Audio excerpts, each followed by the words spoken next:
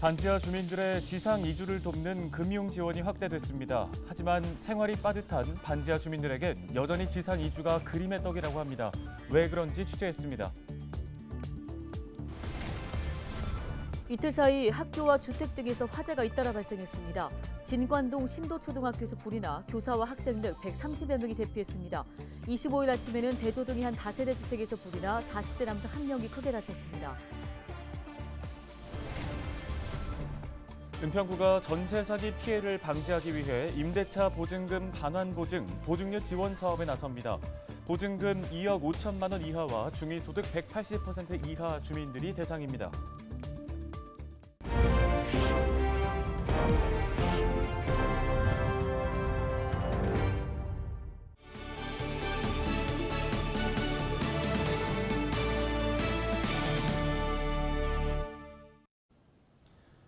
시청자 여러분 안녕하십니까? 헬로티비 뉴스입니다.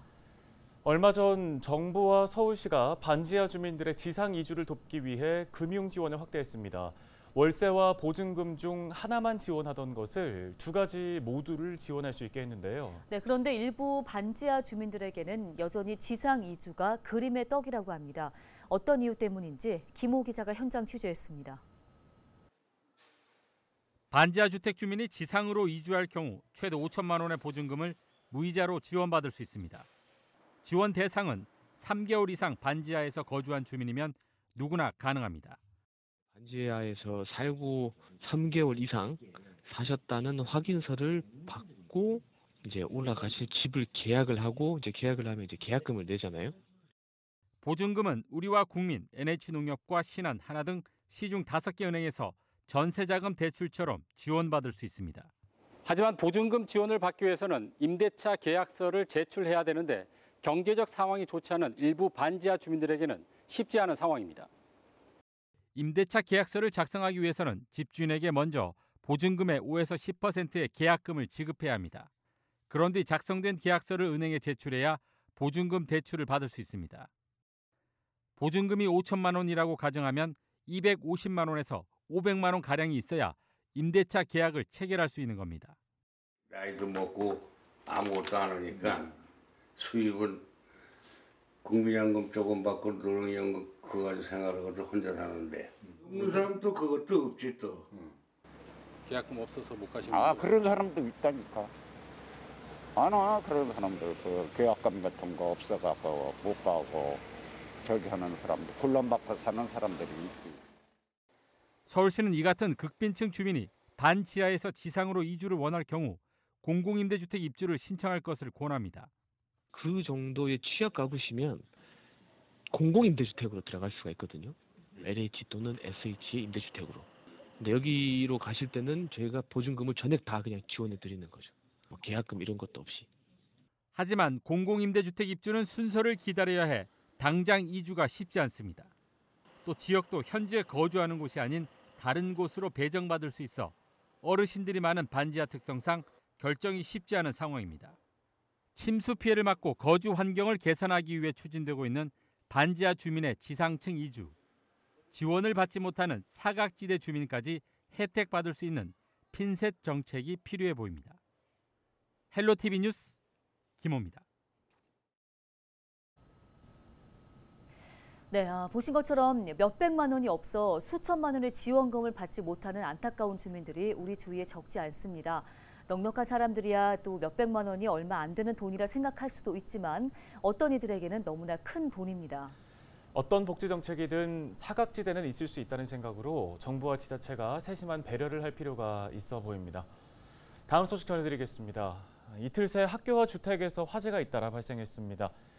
24일 오전 10시쯤 은평구 진관동 신도초등학교 4층에서 불이 나 교사와 학생 등 130여 명이 대피했습니다.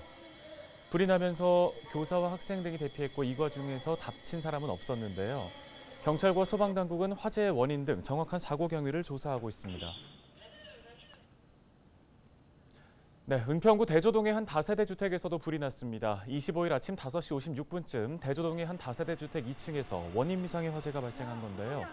괴성과 함께 연기가 난다는 주민의 신고를 받고 출동한 소방당국은 현관문 앞에서 거주자 40대 남성 1명을 구조했습니다. 남성은 의식이 없는 상태로 병원에 이송됐고 불은 20여 분 만에 꺼졌습니다. 경찰과 소방당국은 안방에서 불이 시작된 것으로 보고 정확한 화재 원인을 파악하고 있습니다. 서울시가 대규모 개발을 추진 중인 서울혁신파크를 공공의 공간으로 지키기 위한 시민 모임이 출범했습니다. 시민 모임은 은평 지역 주민과 시민단체 등으로 구성됐는데요. 이들은 지난 20일 서울혁신파크에서 출범을 알리는 기자회견을 열고 혁신파크를 공원 등 공적 공간으로 운영할 수 있도록 하는 방안을 마련하겠다고 선언했습니다. 시대의 변화와 시민의 요구에 따라 공간 활용이 달라질 수 있다. 하지만 그 변화는 공적 공간의 가치를 극대화하는 방향으로 이루어져야 한다. 시민 모임은 지역 주민이 살아가는 휴식 공간으로 자리를 잡아가고 있는 혁신파크가 공익이 아닌 사익을 추구하는 상업 공간으로 변질되고 소중한 공원이 사라질 위기에 처하게 됐다고 밝혔습니다. 그러면서 그동안 서울시와 은평구는 혁신파크 재개발 계획에 대해 사전 의견 수렴이나 공론화 과정을 전혀 거치지 않았다고 지적했습니다. 이곳이 영리를 목적으로 하는 민간 자본이 들어오는 순간 공공의 공간으로서의 가치는 줄어들 수밖에 없습니다. 그리고 이 공간을 계획하는 데 있어서 서울시는 단 한 차례도 은평 구민들과 서울 시민들에게 의견을 묻지 않았습니다. 또 이런 활동을 시민들에게 알리기 위한 공론장을 열고 서명운동과 서울시의회 간담회 등을 추진할 예정입니다.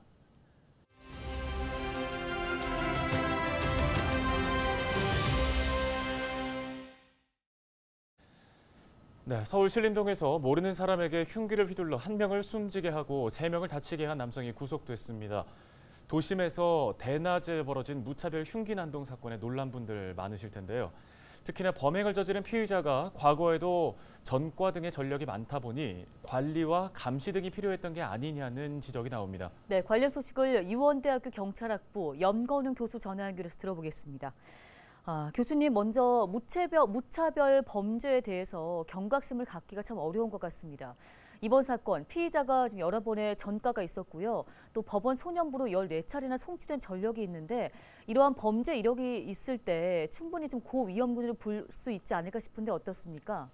네, 신림동 칼부림 피해자 조모 씨는 이번에 신림동에서 칼부림을 해서 사건을 발생시키기 이전부터 이미 폭력성이 드러나 있었습니다. 이미 2010년에도 신림동에서 폭행 사건으로 소주병으로 상대방을 폭행했던 사건도 있었고요. 기타 또 성인이 된 이후에도 폭행 등 범죄 전력이 3회나 있는 것으로 조사가 됐는데요. 그 외에도 소년부로 송치된 수사 경력 자료가 14건에 달하는 것으로 드러났습니다.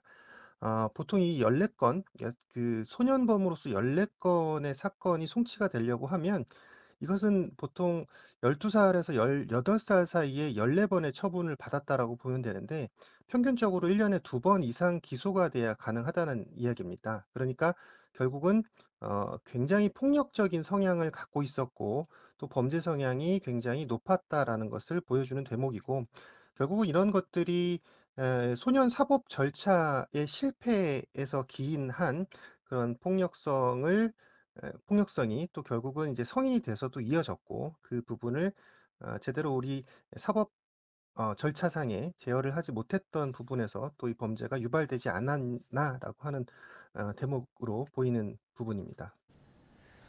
네, 피해자 유족은 조모 씨에 대해서 사형을 요구했습니다. 사형 선고의 가능성이 있을 거라고 보시는지요?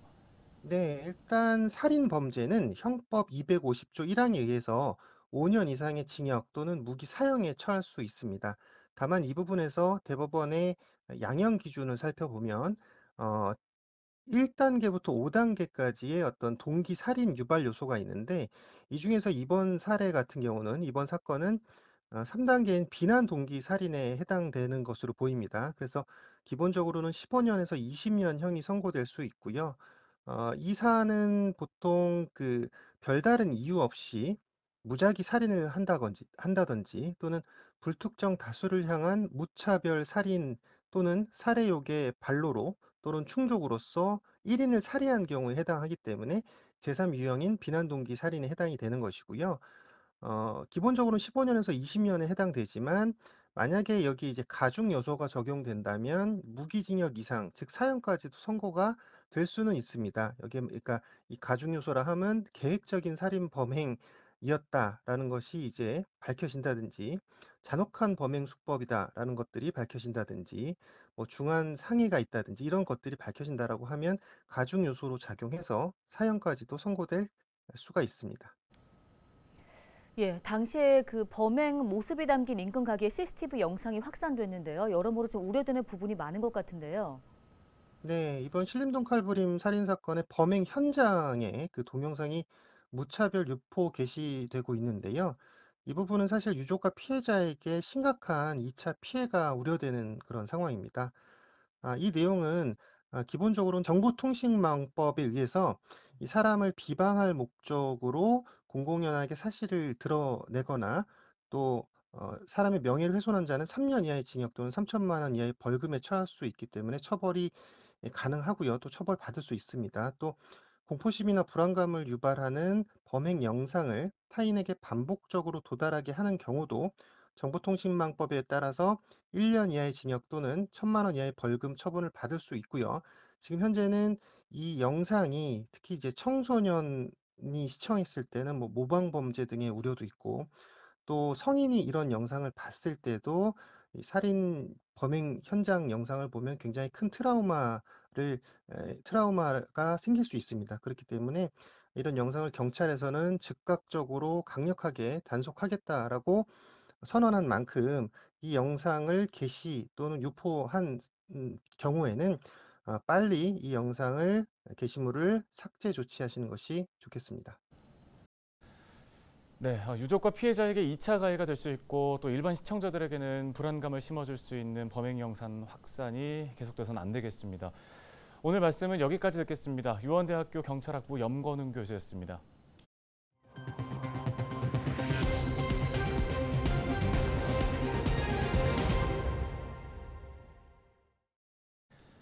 다음 소식입니다. 헌법재판소가 이태원 참사 책임으로 탄핵소추된 이상민 행정안전부 장관에 대해 기각 결정을 내린 것과 관련해 이태원 참사 유가족협의회가 강하게 반발하고 나섰습니다. 유가족협의회는 헌법재판소 앞에서 기자회견을 갖고 윤석열 대통령이 이상민 장관의 해임 요구를 거부한 이후 헌법재판소마저 상식에 기반한 요구를 외면했다며 무정부 상태에 살고 있다고 비판했습니다. 또 이 장관은 국민의 신임을 배반하고서도 공직에 연연해 스스로 물러나지 않은 공직자로 기억할 것이라며 부끄러움이 남아있다면 지금이라도 스스로 사퇴할 것을 촉구했습니다. 더불어 유가족협의회와 시민대책회의는 진상규명을 위한 특별법 제정과 책임자 처벌이 이루어질 때까지 투쟁을 멈추지 않을 것이라고 밝혔습니다. 은평구가 9월부터 임대차 보증금 반환 보증료 지원 사업에 나섭니다. 임대차 보증금 반환 보증 보험은 임대차 계약 종료 후 임차인이 보증금을 돌려받지 못하는 경우 보증기관에서 보증금을 돌려주는 보험 상품인데요. 주택도시보증공사, 서울보증보험, 한국주택금융공사를 통해 가입할 수 있습니다. 지원 기준은 전세보증금 2억 5천만 원 이하, 중위소득 180% 이하를 모두 충족한 경우입니다. 올해 사업 예산은 3천만 원으로 예산이 소진되면 지원 사업은 종료됩니다. 임대차 보증금 반환 보증료 지원 신청 등 자세한 내용은 은평구청 주택과로 문의하시기 바랍니다. 은평구에 누구나 이용할 수 있는 물놀이장이 문을 열었습니다. 야외 물놀이장은 4곳으로 매바위 어린이공원, 대주 어린이공원, 구산동 마을마당, 은평 평화공원입니다. 이용 시간은 월요일을 제외하고 매일 낮 12시부터 오후 4시 45분까지이며 만 7세 이하의 어린이는 반드시 도호자가 동반해야 합니다. 양천구가 청소년 유해 불법 광고물을 집중 단속하고 근절 캠페인을 벌입니다. 양천구는 불법 광고물이 기승하는 여름 휴가철을 맞아 민관 합동점검반을 구성해 야간 집중 단속을 하고 올바른 광고물을 홍보하는 캠페인을 오는 31일까지 벌일 예정입니다. 앞서 양천구는 지난달 단속을 통해 청소년 유해 전단지 압수 2건과 과태료 부과 1건, 행정궤도 44건 등의 행정조치를 시행했습니다.